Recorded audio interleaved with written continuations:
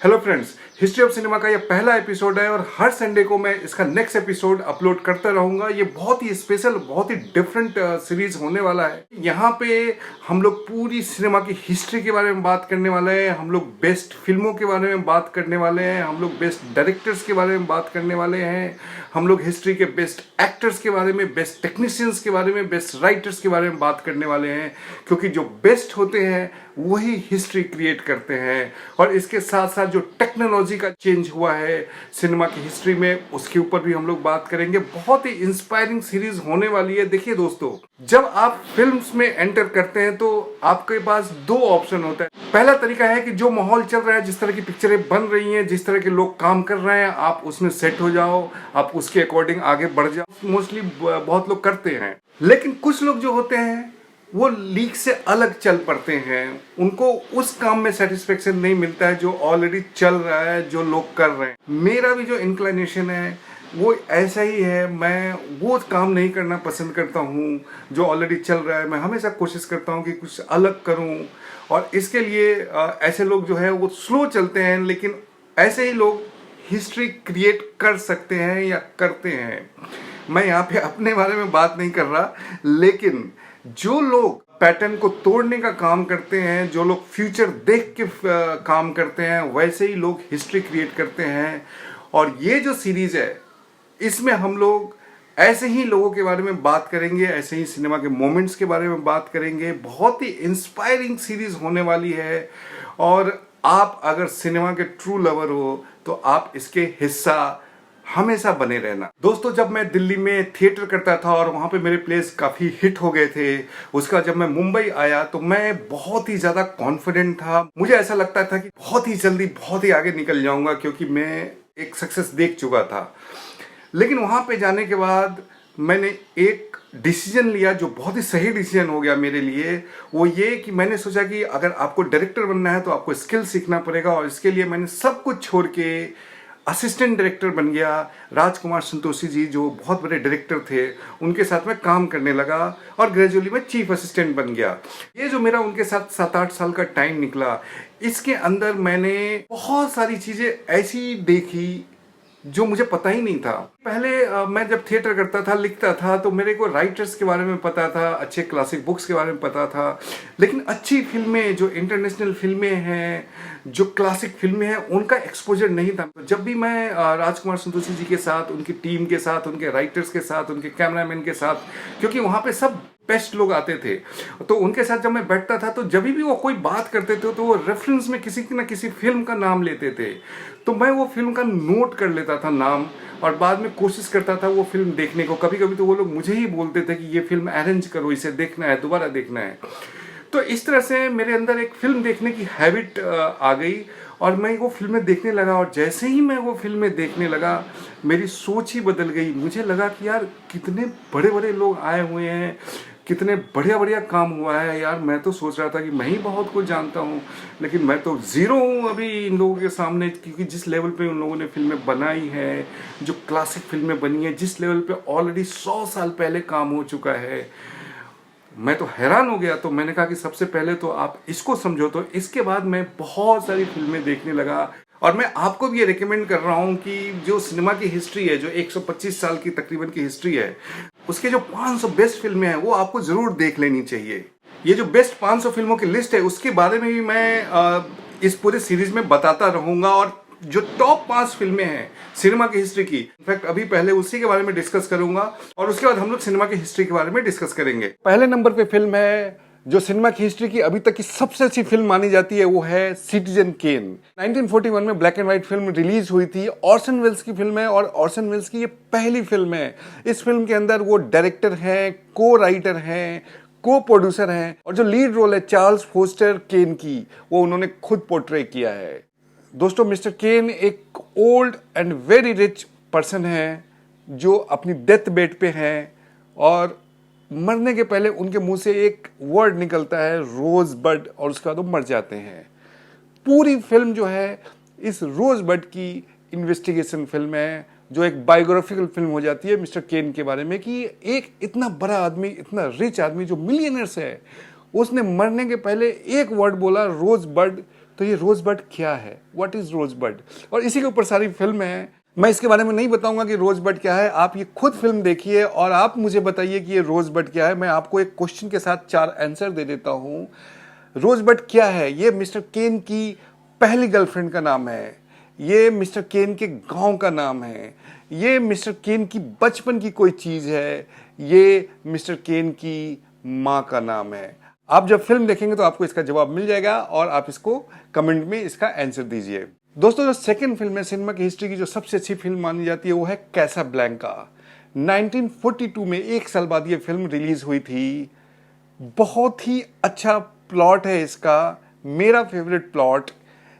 एक लवर जो किसी से बहुत प्यार करता था लेकिन किसी वजह से दोनों अलग हो गए।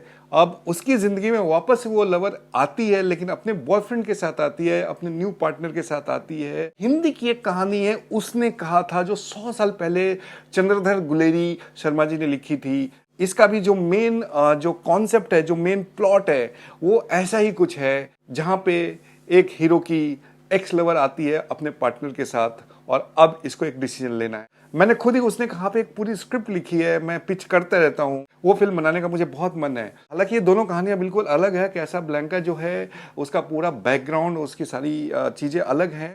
और दोस्तों, कैसाब्लैंका जानी जाती है अपनी आइकॉनिक एंड के लिए। इसका जो लास्ट शॉट है वो भी बहुत ही अच्छा है। आप लोग जब फिल्म देखेंगे तो आप इसे देखेंगे। जो इस सीरीज की 3rd नंबर की फिल्म है वो बहुत ही पॉपुलर फिल्म है, सबने उसका नाम सुना होगा, द गॉडफादर। इसकी 3 सीरीज आई थी लेकिन मैं बात कर रहा हूँ जो फर्स्ट पार्ट है उसका, जिसके अंदर मार्लन ब्रांडो और अल पचिनो थे बाप बेटे के रोल में।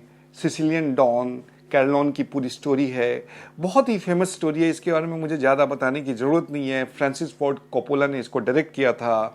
इसकी 3 सीरीज है। आप इन तीनों सीरीज को जब भी टाइम लगे, अगर आपने नहीं देखा है तो इसे तुरंत देख लीजिए।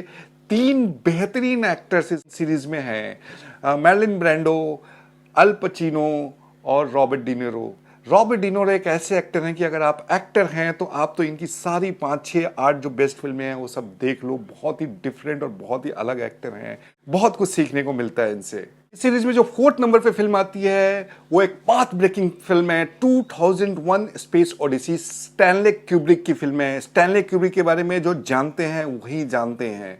वो एक पाथ ब्रेकिंग डायरेक्टर थे। बहुत ही कम फिल्में बनाई हैं उन्होंने अपनी लाइफ में, लेकिन जितनी भी फिल्में बनाई है सब पिक्चरों ने ट्रेंड सेट किया है। ये एक साइंस फिक्शन स्टोरी है, जुपिटर पे जाने की कहानी है, आर्टिफिशियल इंटेलिजेंस की कहानी है। एक कंप्यूटर है HAL 9000 हेल। इस फिल्म का एंटागोनिस्ट है, विलेन है, कैसे वो अपने ही मास्टर्स को इंट्रैप करने की कोशिश करता है। बहुत ही बढ़िया स्टोरी है, साइंस फिक्शन फिल्म है, आप जरूर देखिए। जो 5वें नंबर पे स्टोरी है वो बहुत ही फेमस फिल्म है और बहुत ही फेमस डायरेक्टर की फिल्म है, हिचकॉक की साइको। हिचकॉक अपने आप में एक इंस्टीट्यूट थे। हम लोग हिचकॉक के बारे में बहुत बातें करने वाले हैं। हालांकि आयरनी ये है कि हिचकॉक को कभी भी ऑस्कर अवार्ड नहीं मिला और ये ऑस्कर के लिए भी एक सेटबैक माना जाता है। दोस्तों, साइको एक साइकोलॉजिकल थ्रिलर है। बहुत लोग इसे हॉरर फिल्म समझते हैं। इसके जो लीड एक्टर हैं नॉर्मन पर्किंस, उनकी बहुत तारीफ हुई थी इस ड्यूअल रोल को करने में। इससे मैं एक क्वेश्चन पूछता हूं जो आप जब ये फिल्म देखोगे तो आपको उसका आंसर मिलेगा। आप उसका आंसर कमेंट में बता देना कि नॉर्मन पर्किंस ने अपने अलावा जो ड्यूअल रोल निभाया था वो दूसरा रोल किसका निभाया था? अपने फादर का, अपने मदर का, अपने ब्रदर का या अपनी गर्लफ्रेंड का? तो दोस्तों, ये 5 टॉप फिल्में हैं जो सिनेमा की हिस्ट्री की बेहतरीन फिल्में मानी जाती है। दोस्तों, एक आयरनी है कि फिल्म के अंदर से अब फिल्म ही खत्म हो गई। अब सब शूट डिजिटल होता है और फिल्म खत्म हो चुका है। जब मैं असिस्टेंट डायरेक्टर था तो हमारी जितनी भी फिल्में की है हमने, वो फिल्म पे शूट हुई थी। बहुत ही अच्छा लगता था। एक अजीब सी की आवाज आती थी जब फिल्म पे शूटिंग चल रही होती थी। 400 फीट का वो एक मैगजीन हुआ करता था और जब भी वो खत्म हो 4 मिनट तक चलता था तो कैमरामैन तुरंत रोकता था शूट और बोलता था कि मैगजीन चेंज, और हमें थोड़ा ब्रेक मिल जाता था। और उसके बाद बीच बीच में हम लोग देखते थे कि एक आदमी पता नहीं बोरी के अंदर जो एक्सपोज कैन है जिस पे शूट हो चुका है उसको बोरी के अंदर रख के कुछ कर रहा होता था, और उसके बाद वो कैन को लैब में भेजते थे, लैब में वो स्टोर हो जाता था, उसका एक डिजिटल वर्जन निकाला जाता था, लोअर वर्जन टेलीसिने के प्रोसेस के नाम से उसको जाना जाता था, और उसके बाद वो हमारे ऑफिस में आ जाता था और हमारे जो एडिटर हैं वो एडिट करते थे, और उसके बाद फिर एडिटर के रेफरेंस से नेगेटिव कट करके फिल्म बनती थी। जो फिल्म मैंने डायरेक्ट की है उसे मैंने डिजिटल पे डायरेक्ट किया था, क्योंकि तभी डिजिटल ओवरटेक कर चुका था और फिल्में खत्म हो चुकी थी। वहाँ पे तो बस क्या है कि जैसे ही कैमरामैन शूट करता है उसका लोअर वर्जन वहीं पे कैमरा टीम एडिटर को दे देता है, और एडिटर वहीं पे बैठे बैठे एडिट करना शुरू करता है, और इवनिंग तक तो वो सीन एडिट करके डायरेक्टर को दिखा देता है। इतना फास्ट हो गया सब कुछ। तो दोस्तों हम बात करते हैं सिनेमा की हिस्ट्री की। 125 साल पहले पहली फिल्म बनी थी। वो फिल्म कौन सी थी, वो फिल्म किसने बनाई थी, और उस फिल्म के बनने का प्रोसेस क्या था, ये सब हम लोग बात करेंगे नेक्स्ट एपिसोड में। आज का एपिसोड में यही खत्म करता हूं। फोरम पे मैंने इस एपिसोड के बारे में टॉपिक क्रिएट कर दिया है, वहां पे हम लोग डिस्कस कर सकते हैं इस एपिसोड के बारे में, फिल्मों के लिस्ट के बारे में, और जो भी और हम लोग डिस्कस करना चाहते हैं उसके बारे में। दोस्तों पोफो 10 शॉर्ट फिल्में प्रोड्यूस कर रहा है, उन सब के बारे में जो 10 सब्जेक्ट हैं pofo.in पे वो आ चुका है। आप लोग उसके लिए अप्लाई कर सकते हैं, अप्लाई कर भी रहे हैं। लेकिन एक बात है, ऊपर वाला भी उसी का हेल्प करता है ना जो कुछ करने की कोशिश करता है। दिखना चाहिए आप। तो दोस्तों आप में से बहुत लोग अप्लाई तो कर रहे हैं लेकिन ना अपने पोर्टफोलियो पे काम कर रहे हैं। टीम काम कर रही है शॉर्ट फिल्म के उसमें, और ये फिल्में मुझे बनानी है और बहुत ही अच्छे लेवल पे बनानी है। देखिए पोफो के साथ मेरा एक बहुत बड़ा एम्बिशन जुड़ा हुआ है और मैं इसको बहुत ही अलग लेवल पे लेके जा रहा हूँ। ये धीरे धीरे आपको समझ में आएगा, तो आपको पेशेंस के साथ चलना पड़ेगा। और ए और बी क्या है कि आपको एक्टिविटी आपकी दिखानी पड़ेगी, आपको दिखना चाहिए। कोई भी टैलेंट मुझे दिखेगा ना, मैं उसे पिक कर लूंगा, ये मैंने सोच के रखा हुआ है। लेकिन उसके लिए आपकी एक्टिविटी चाहिए और आपका पोर्टफोलियो भी कंप्लीट होना चाहिए।